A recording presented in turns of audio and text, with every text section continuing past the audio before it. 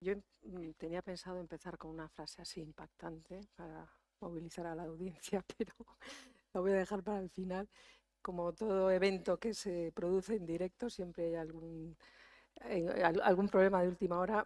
Teníamos otro ponente, lo habéis visto en el programa, pero bueno, por circunstancias personales no ha podido volar desde México al director de la Fundación, Carlos Slim, pero esto nos va a permitir a hablar con Sonia Mulero, que es directora general de la Fundación Sabadell, en los numerosos proyectos que ellos participan y desde una perspectiva muy innovadora. Y estoy de acuerdo con Antonio, que es una palabra muy manida, pero realmente vais a ver que no es una fundación al uso, porque yo diría que es una fundación que tiene un carácter expansivo, tanto por el alcance, por la trayectoria, por su carácter inclusivo, porque quiere llegar a todos los públicos. Y desde Tiempo de Arte se quiere trabajar con empresas, con instituciones, con fundaciones, con agentes culturales que estén comprometidos y sean representativos de este nuevo modelo de innovación cultural que nos afecta a la sociedad. Y estoy segura que nos va a resultar muy interesante y vamos a aprender mucho con la conversación que vamos a tener.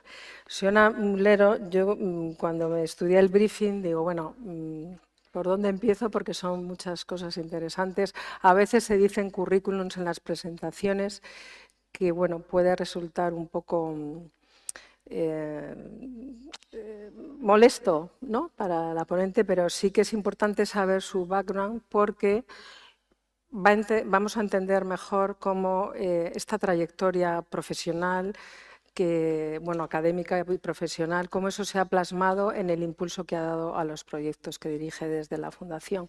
Sonia es, por formación académica, es enfermera, tiene un grado en psicología, también ha realizado posgrados en finanzas, en el área fiscal, en programas de liderazgo de gestión con el IS.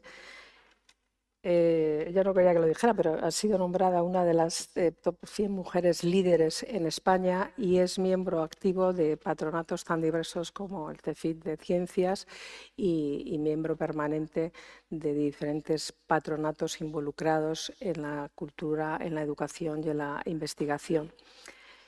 Bueno, con esta presentación creo que se va a entender por qué Sonia Mulero, desde su responsabilidad como directora general en la Fundación Sabadell, ella lleva 11 años, pero la Fundación lleva 30 años de existencia, cómo ella impulsa proyectos de carácter eminentemente social y utilizando las artes o las disciplinas artísticas para fomentar la creatividad entre las personas que participan, ¿no?, fomentando muchas veces el talento de jóvenes y de no tan jóvenes, porque la aproximación de la fundación es muy transversal.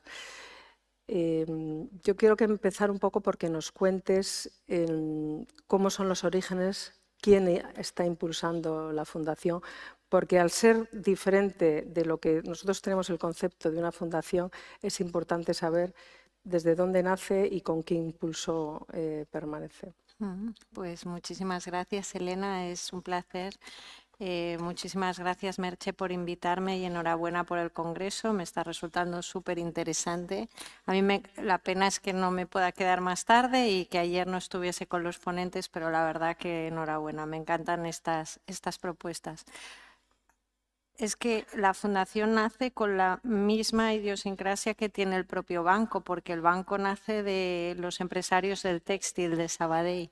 En un momento de necesidad financiera o de financiación, pues deciden crear un banco. Pues la fundación nace un poco con el mismo propósito, con devolver a la sociedad ese progreso financiero que estaba teniendo el propio banco y de crecimiento en la ciudad de Sabadell, y empezó básicamente en el Vallès, digamos, ¿no?, que es un territorio de Cataluña.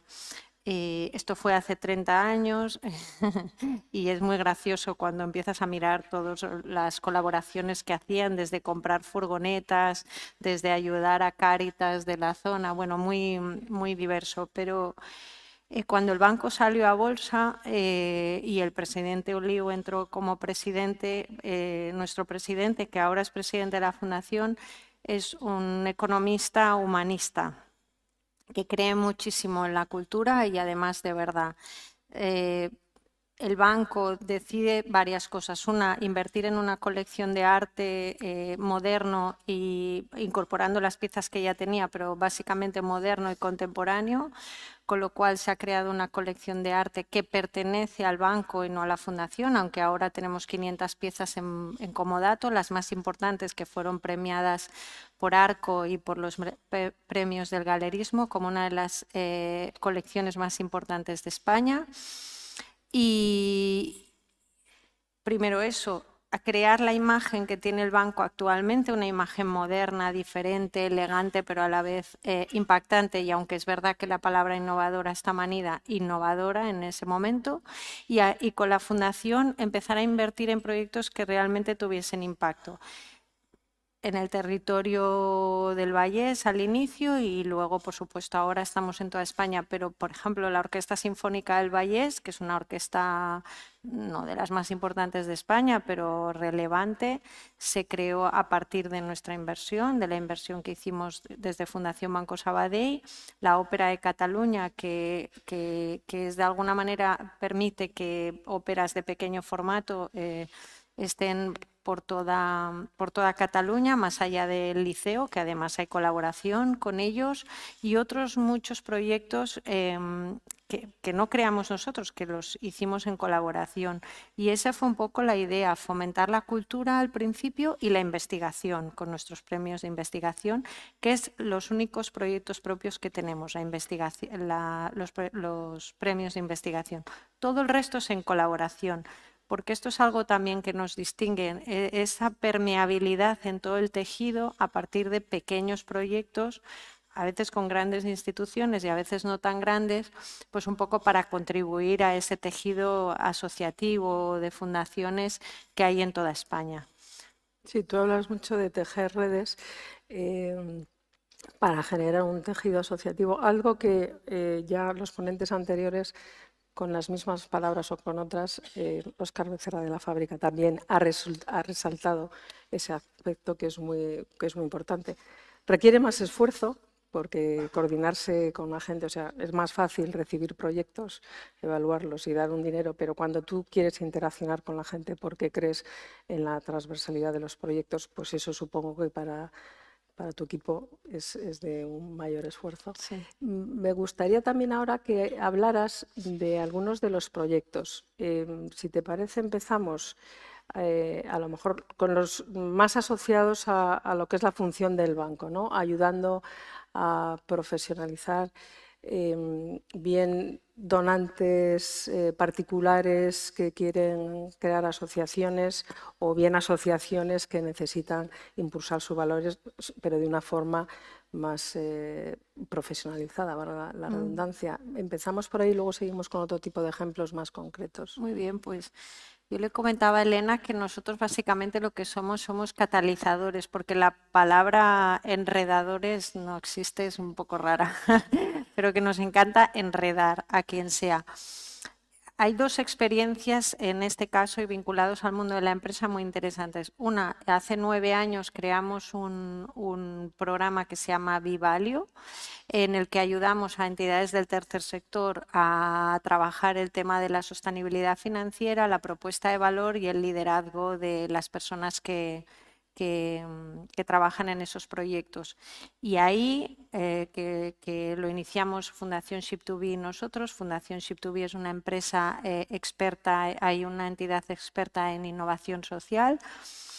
Cogimos el programa que yo lideraba con Cisco Systems en España, que empezamos en el 2008 de emprendimiento tecnológico, y lo hibridamos con la innovación social y con el emprendimiento, no con el objetivo de que naciesen empresas, pero que sí de que el tercer sector pensase como una empresa. que es lo que contaba Óscar de la fábrica, ¿no? Un poco ese tema de la rentabilidad no, pero de la sostenibilidad sí, y de cómo acercarse a conseguir recursos. Y ahí enredamos a diferentes empresas o entidades para que participasen o bien en premios o bien invirtiendo en el propio programa. Pues, por ejemplo, Banco Sabadell Seguros, que tiene una joint venture con Zurich, participa. Ellos querían crear su propio premio vinculado a la empleabilidad de los jóvenes y le dijimos, no, el programa de alguna manera valida las entidades a las que premiamos, pues participar ahí, ¿no?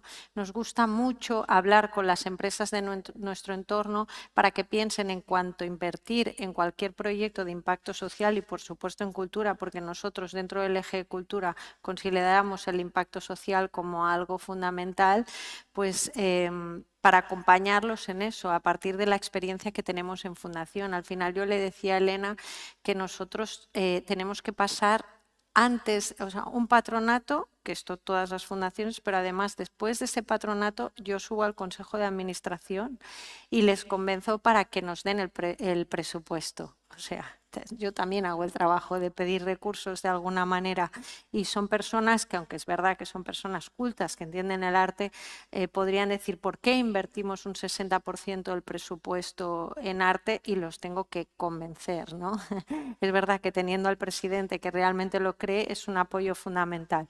De hecho, ellos se involucran en muchos proyectos. Sí, a nivel personal en el patronato, que por cierto Valerio sí, se ha ido y es también un miembro de miembro este del patronato. Pero a mí me llamó la atención porque desde arriba sí. no es algo, ellos no están ajenos a lo que está pasando, sino que se involucran lo mismo que los Y los más consejeros también. consejeros y da hacia abajo a los empleados que Sí. participan en sus horarios de trabajo en muchos de los proyectos. Sí. No, y además otra cosa que estamos haciendo, pero bueno, lo que os quería comentar es que nosotros tenemos divisiones de banca corporativa y banca privada y los compañeros tanto de corporativa como privada, me piden que hable con empresarios que quieren crear fundaciones o ya tienen fundaciones o patrimoniales o fundaciones personales, un poco también para asesorarlos en toda esa inversión y manera de capilar que tenemos nosotros de trabajar.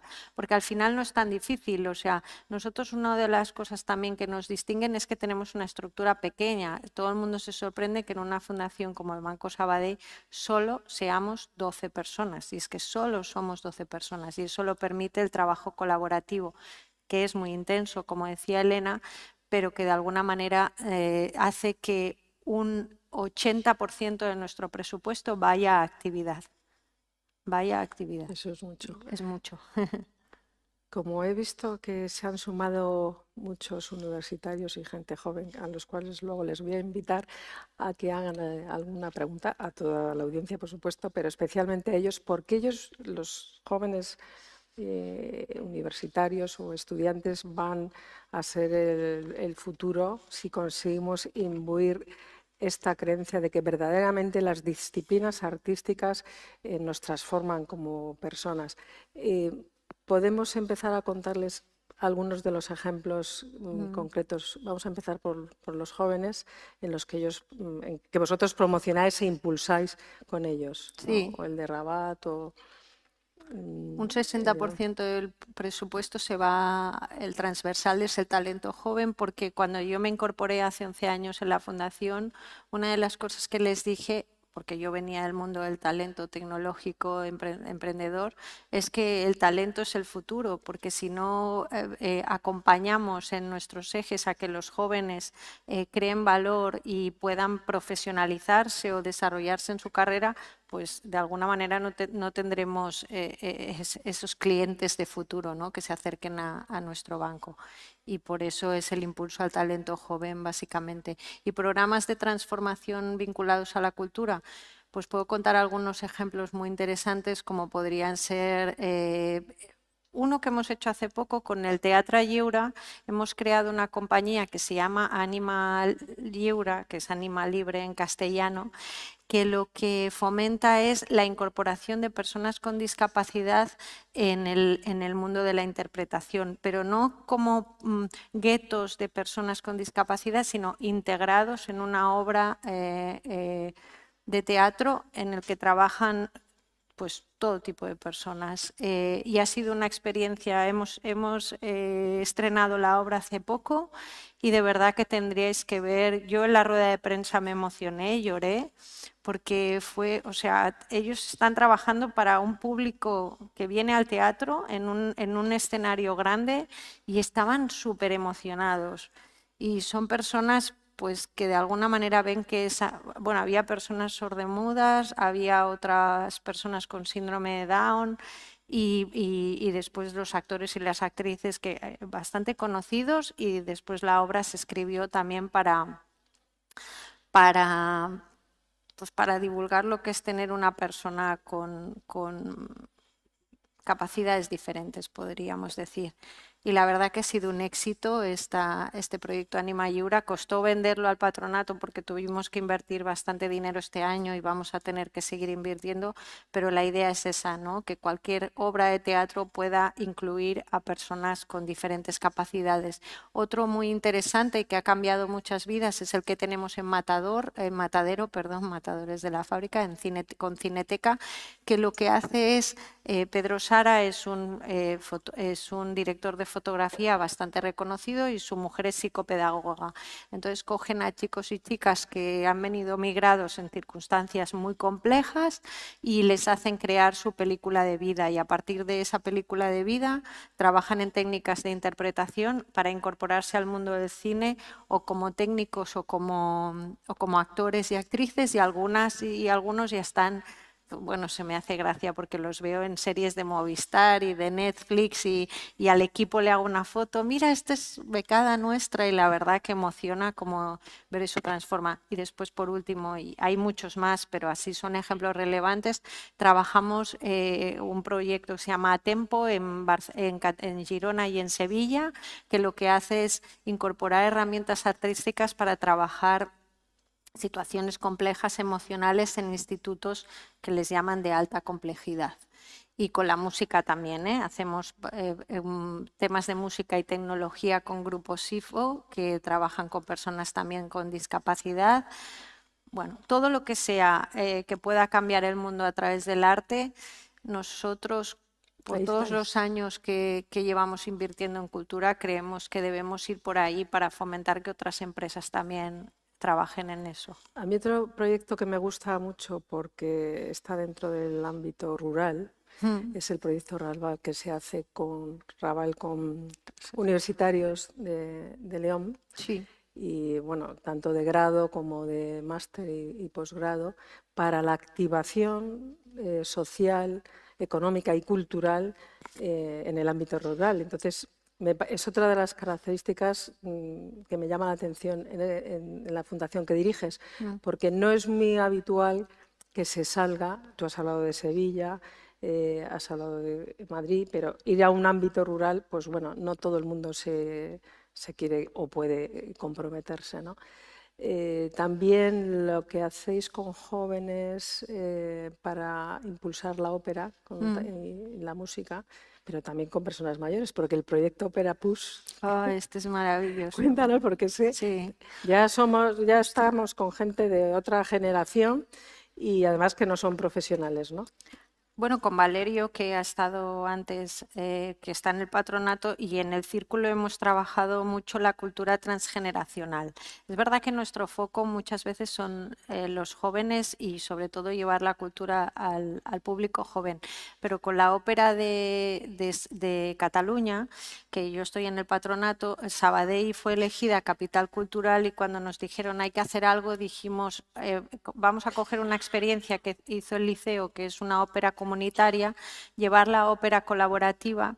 Había un texto escrito por un músico que hablaba de la vida de uno de los últimos supervivientes que hay del Holocausto. Sabéis que solo quedan 50 personas actualmente que sobrevivieron al Holocausto, y este señor, su madre, para salvarlo lo empujó del tren que lo llevaba al campo de concentración y se salvó. Y entonces a partir de ese texto creamos la ópera colaborativa. Fue un trabajo precioso porque era una coral entre personas que no eran profesionales de distintos corales y de diferentes edades. Fue muy complejo para la persona que llevó la dirección, pero fue una apuesta definitiva, fue una apuesta preciosa. Vino el Señor, el superviviente, y lo digo y aún me emociono porque lo tuve sentado al lado y yo no lo podía dejar de mirar. Decía, ostras, esto es histórico, ¿no? Y cuando vio reflejada su vida y encima con todos esos cantantes de todas las edades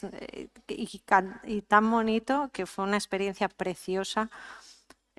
Invito a todo el mundo a que promováis la ópera colaborativa, porque de alguna manera es un impacto social tremendo de visibilidad de una causa, en este caso dijimos holocausto, pero no solo, o sea, este señor cuando subió al escenario dijo: cualquier conflicto y sobre todo que no proteja la infancia no debería existir. Y ahí había niños y se me pone aún la piel de gallina porque yo pensaba, todos esos niños están viendo, o sea, ¿qué es más educativo que eso? Que estés viviendo una historia de algo que generó un conflicto, bueno, en este caso un psicópata, pero bueno, que luego se generó el conflicto, ¿no?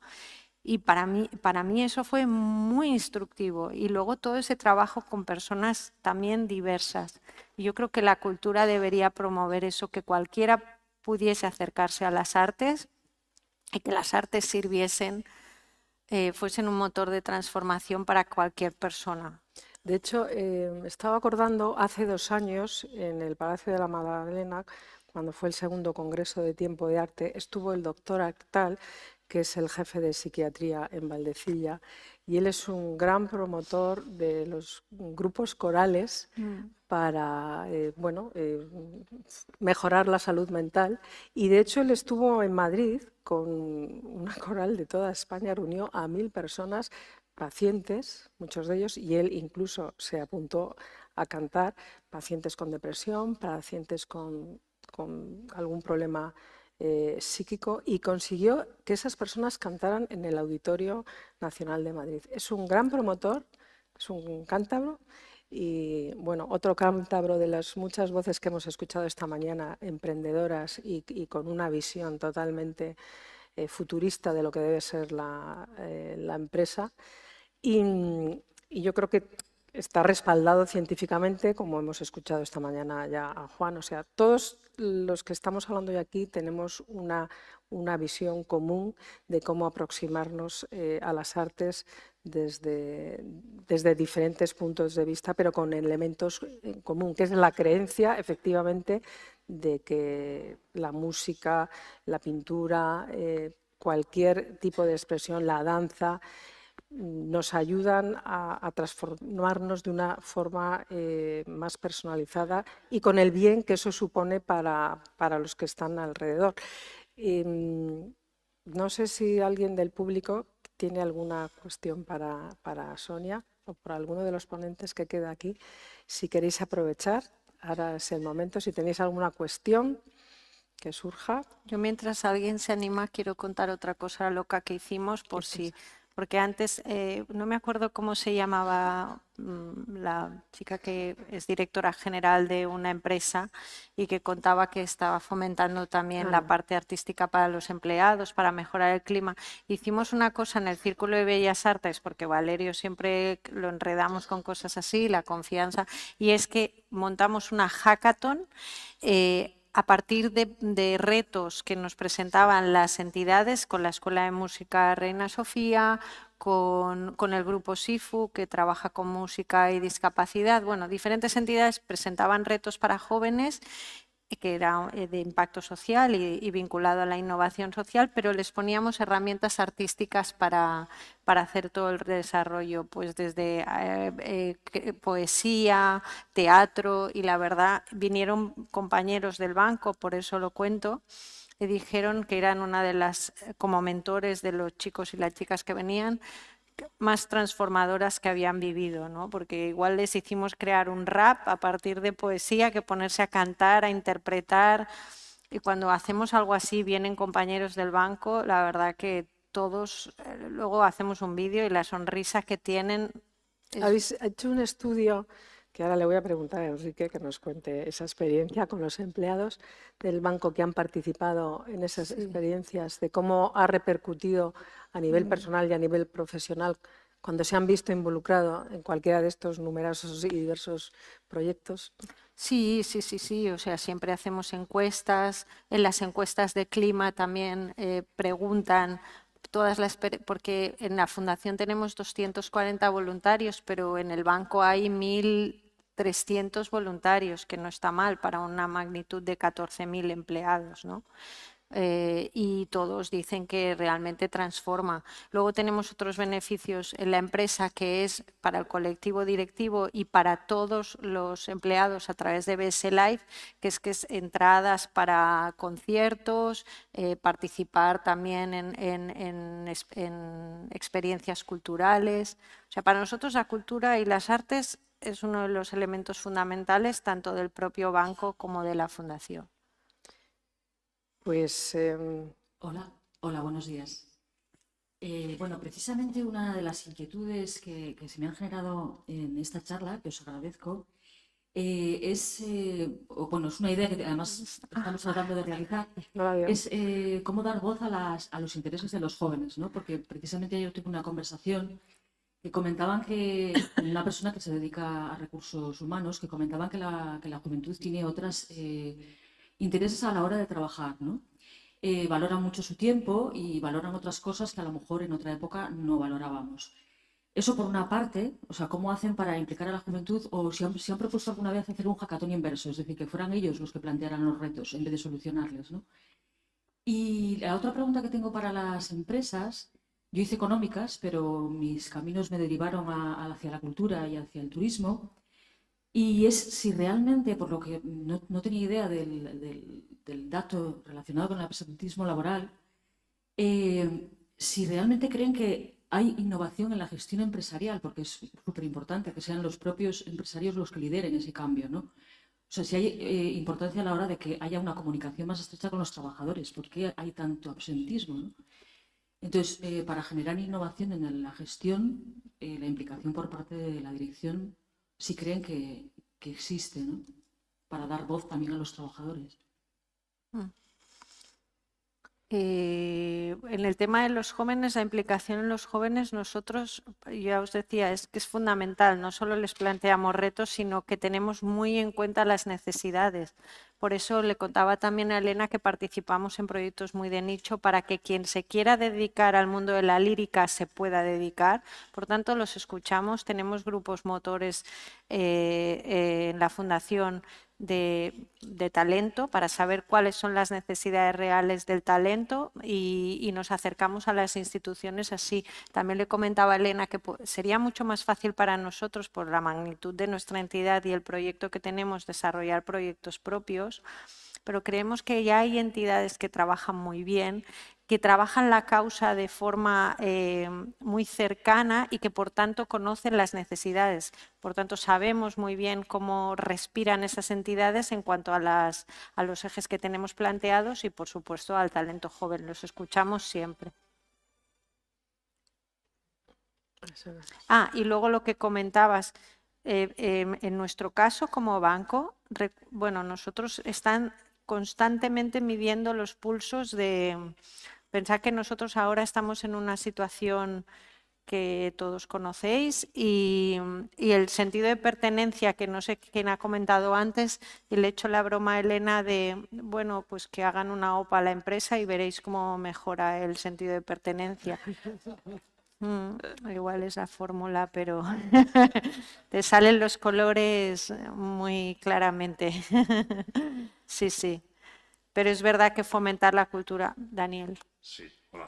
Perdón, no quería interrumpirte. No, tú me puedes interrumpir, Daniel. Tú y yo ya charlamos un día.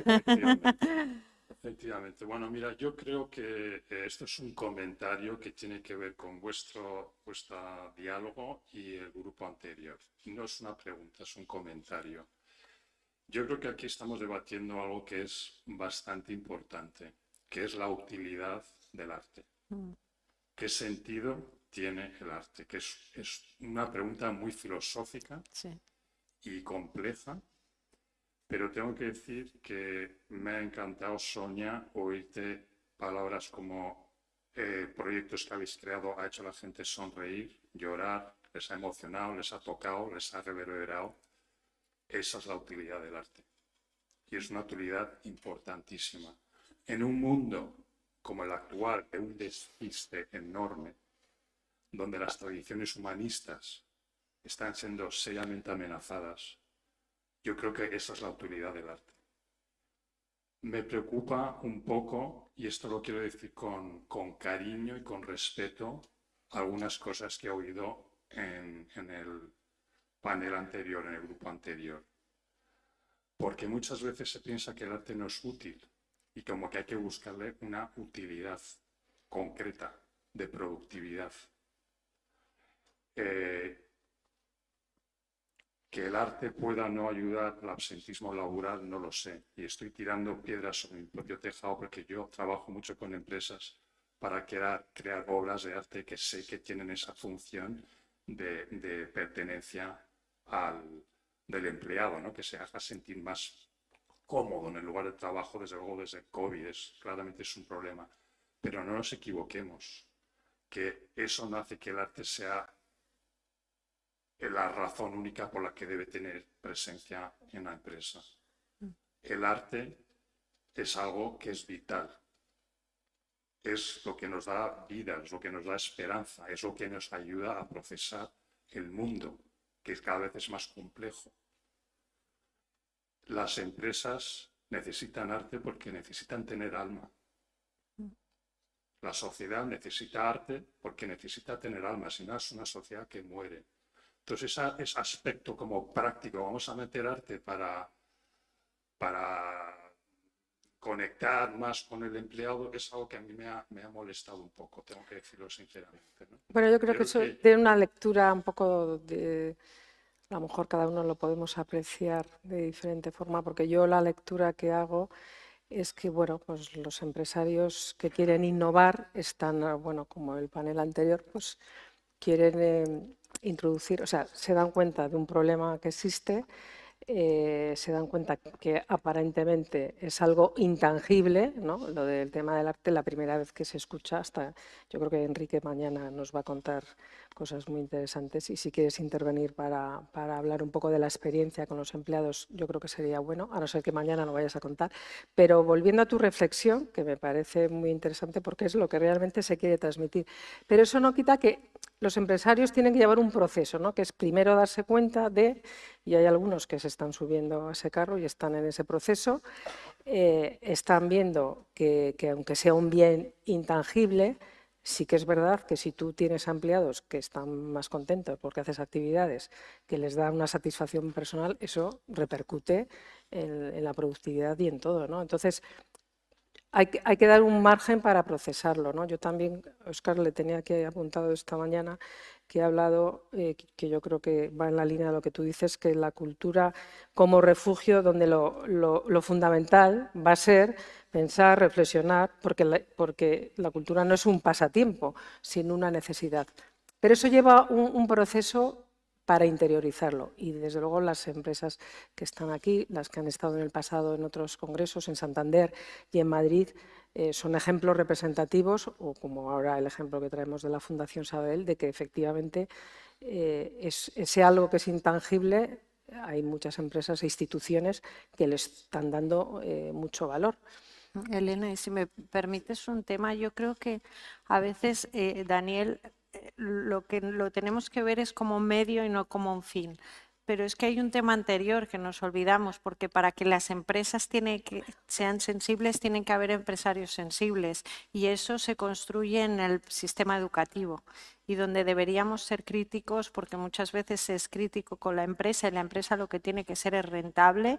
Sin rentabilidad de una empresa, y yo, por ejemplo, no tendría dinero en la fundación para hacer todo lo que hago, por tanto, básicamente y fundamentalmente tiene que ser rentable, pero también se hace rentable a través de las personas, y las personas deberían estar bien, sobre todo, ¿no? Encontrarse bien, y el arte puede ser un medio para conseguirlo, y después educadas. Si tú traes personas que en su parte educativa les han fomentado el amor por el arte y la cultura, seguramente invertirán en arte. Y yo creo que de lo que deberíamos todos ser críticos es con esa parte educativa, que el arte se fomente desde la escuela y que se vea que realmente es un lenguaje universal, un lenguaje que cohesiona y realmente una estructura de cambio neurológico, admirar la belleza y admirar ese lenguaje como integrador, desde mi punto de vista.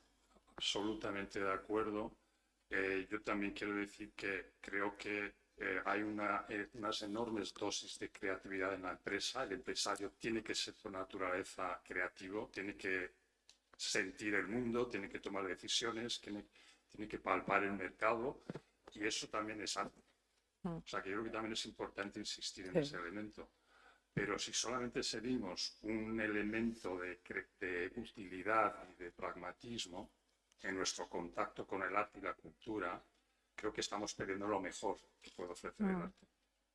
Yo Gracias, Daniel. quería, por alusiones, también comentar que a lo mejor no ha quedado claro en la mesa, quizá por la falta del tiempo. Desde Cultura en Vena, los que impulsamos Cultura en Vena, venimos de la cultura de toda la vida, de la producción artística. La codirectora es concertista. Yo he compartido contigo hace 25 años en mi época de artista, yo gané el premio de la Bienal de Alejandría mientras tú ganabas el de Cairo. Quiero decir que conocemos muy bien el entorno artístico, conocemos muy bien la precariedad del entorno artístico y la dificultad de que se valore la cultura no como utilidad, sino como un bien de interés público. Para mí la cultura y para la Cultura en Vena, junto con el amor, seguramente son las dos cosas por las que vale la pena vivir, ¿no? Cultura y amor. No creo que haya nada más importante que eso. La charla de hoy era un vector muy concreto. Efectivamente, a mí Merche me pidió que hablase de ese vector precisamente para dar luz a un sector empresarial que no siempre es sensible a las prácticas artísticas, o la ve a lo mejor como una cuestión reputacional meramente, o como una cuestión que tiene que ver con el mecenazgo y como una labor necesaria, pero de repente hay un planteamiento, que además esto viene, ya se ha hablado del Paleolítico, de Atapuerca y demás. Las relaciones de arte y salud vienen desde hace 35.000 años, con la flauta de Hohenfels o la Venus de Willendorf. Es decir, que esto no es nuevo, nos ha acompañado toda la historia, ¿no? El arte como un elemento de sanación que nos ha acompañado. Quería aclarar eso, o sea, que no me gustaría que os fuerais con la imagen de la utilidad del arte, que lo último precisamente es que sea útil, pero sí puede ayudar a procesos. Y muchas veces los empresarios no entienden y hay que explicárselo desde otros términos, con KPIs, con indicadores, con cuestiones económicas y con un Excel, ¿no? Nosotros vivimos, y tú lo conoces, tú eres un afortunado del mundo del arte, pero el sector está precarizado y tiene unas dificultades enormes para salir adelante, para pagar sus alquileres, para pagar todas sus necesidades, y el poder ensanchar el campo del arte a otros lugares insospechados, como puede ser el de la salud, como puede ser el del bienestar, como puede ser el de la empresa, es una oportunidad única. Y hoy tenemos precisamente un marco institucional desde la OMS, desde el Consejo Europeo, desde la Comisión Europea, que nos está diciendo, oiga, el arte, además de para lo que ya sabemos, que es ese territorio del alma maravilloso y que per se tiene un lugar fundamental en nuestra vida, y vuelvo a decir que para mí amor y arte es lo más importante, porque la vida vale la pena ser vivida, pero debemos de recordar a ciertos sectores que existe esta utilidad, o este medio, o esta herramienta, porque eso va a beneficiar a ensanchar el sector del arte y a conseguir que compañeros artistas plásticos, visuales, actores, músicos puedan pagar su alquiler, ¿no? Entonces, a eso me estoy refiriendo, a ser capaces de ensanchar el uso de la cultura y el disfrute de la cultura y salir de los grandes templos, de los grandes nichos del arte y llegar a un hospital por donde pasa todo el mundo, a una comunidad rural por donde pasa todo el mundo, a una empresa o a una fábrica, y a eso me refería con esa utilidad, que para mí no es utilidad, sino herramienta que es capaz de coadyuvar otros procesos. Gracias, Juan. Como veo, estás al lado de Enrique Conde, ¿no? Porque con estas luces, por favor, cuando acabe Antonio, le quiero hacer una pregunta. No conocemos, que estoy encantado de prolongar esta conversación en otro momento que tenga más tiempo. Yo creo que sí lo que lo entendemos y que sí que nos enteramos. Parece que se está sectorizando un poco el mundo de la empresa y el mundo de la técnica, cosas definitivamente separadas, y no es así. Lo que pasa es que sí, existen a la vez muchas carencias en la propia sociedad que hay que exponer también, porque si no nos engañamos, ¿de acuerdo? Todos esperamos, lo digo siempre, si nos pasa algo, que en el hospital nos espere el mejor médico. No importa la hora, a las 4 de la mañana. Todos esperamos que si se nos quema en nuestra casa, acuda alguien de inmediato a las 3 de la mañana. Y entonces eso es una sociedad. Sociedad viene de societas, societas de socios. Socios es amigo, compañero. El amigo compañero no es el que te deja. ¿De acuerdo? Entonces, no es el que abandona. Y esto tiene que ver con el absentismo. El absentismo voluntario, hablamos siempre, es aquel que se hace voluntariamente. Y es a lo que nos hemos referido. Entonces, seamos conscientes de que, aparte de valores culturales, los hay estéticos y de compromiso en la sociedad que ninguno podemos abandonar. Porque si queremos tanto cuanto pedimos, tenemos que dar tanto cuanto esperamos. Y esa parte yo creo que es una parte importantísima de compromiso que no podemos abandonar, porque todos nos engañamos. La realidad es la que es y la debemos de entender en todas sus formas. Yo sí creo esto, Juan, que las empresas sí tienen interés. Hoy se ha demostrado, yo creo que no hace falta repetir el panel porque Sí. lo hemos hablado, ¿no? con claridad. Sí que tenemos interés. Quizá en esos mundos diversos que existen de la universidad, el arte, la empresa, nos quejamos de esa falta de transversalidad y hago referencia a esa frase de ahí que mencionaba anteriormente, ¿no? Y entre las cosas que hay que tener un mayor compromiso social y eso es un valor tan importante